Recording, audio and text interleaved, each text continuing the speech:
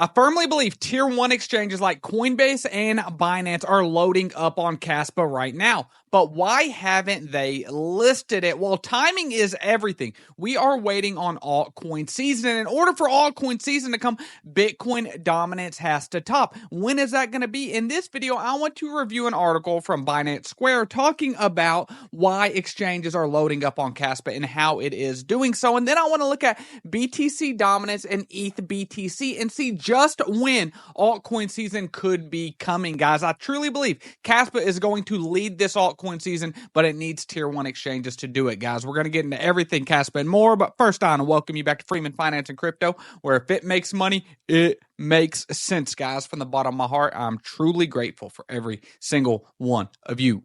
But if you're not subscribed, please pause the video, hit subscribe, hit that bell notification. Now, let's get into the video. Guys, you've got Bitcoin. It's the granddaddy of them all. But then we have Ethereum, and it's too expensive. So everyone's looking for the next best thing. And Sui's been very hot lately, but no blocks were working a few days ago. The network was down. And we all know Solana is always down, guys. So what's the solution?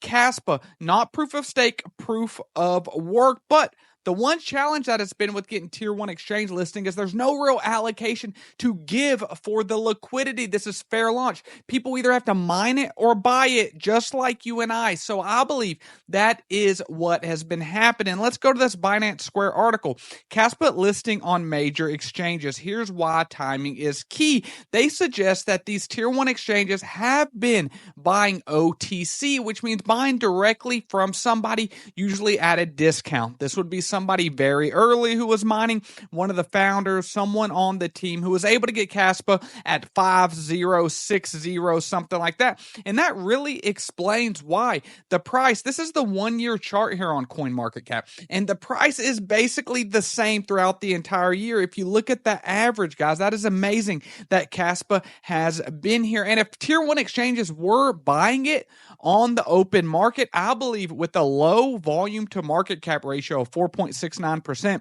that this price would have been pumping a lot more. So what they say right here in this article makes a lot of sense, because when we go over to Kaspa's website and we really take a look at where it is available, we will see that there is no tier 1 exchange. There is not the Binance. There is not the Coinbase. Now, they did just get Kraken, and they've been listed on the official sponsor of Freeman Finance and Crypto, Caleb and Brown, for a very long time, guys. This is where you can have a one-on-one broker, pick up the phone, give them a call, talk about the market, everything. This isn't just going on a website saying you want to do a trade and not having absolutely any customer support, guys. There's a free promotional link to sign up down in the description.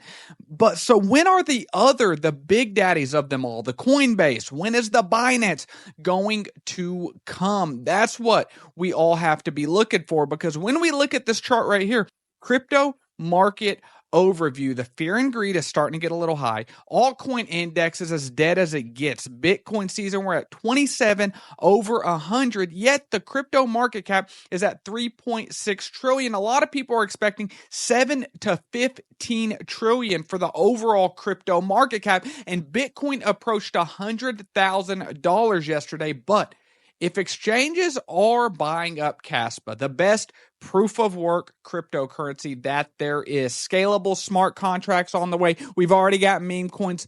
When are they going to list it? It wouldn't make sense for them to list it when alts are bleeding and Bitcoin dominance is going up. So what we've got to look for in this video is, when is that going to turn around?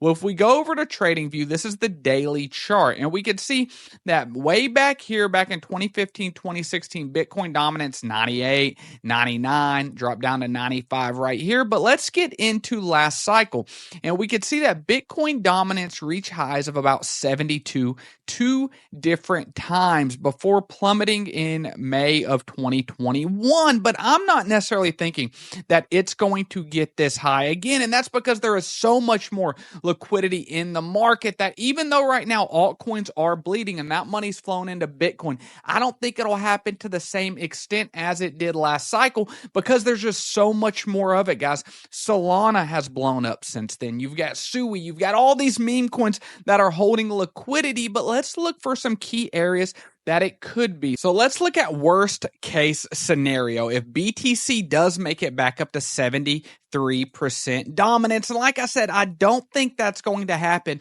but that would still be a good little climb from here. If we look at where we're at today, that would be about a 20% jump in Bitcoin dominance, but I want to look for some other areas that have played key before. If you look right here, there was resistance at this level, there was resistance at that same level, there was support at that same level, and then it broke at that same level right there. So that is actually what I am keying my eye on right there. And if you take a look at that, this shows that we are a lot closer to altcoin season than some may think. A 3 to 5% shake away from altcoin season Bitcoin dominance going down. And what I would expect to see is this go up, come down a little bit, try it again, and then it finally takes the dive down to around this level right here, a 55% BTC dominance. But that's not the only thing that we want to look at. We also want to look at the leading layer 2 Ethereum compared to BTC, because BTC alone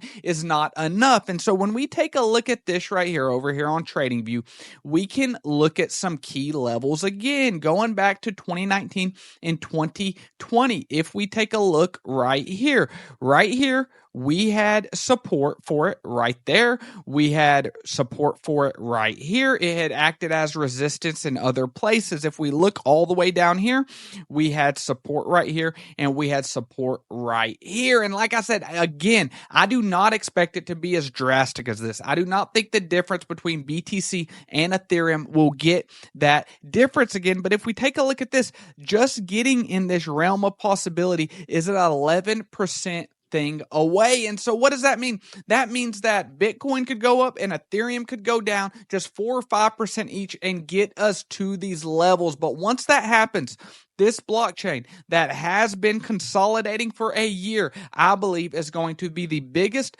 beneficiary of it. And there's a lot of people securing the network. This is proof of work. People are mining it. It was just 4 months ago.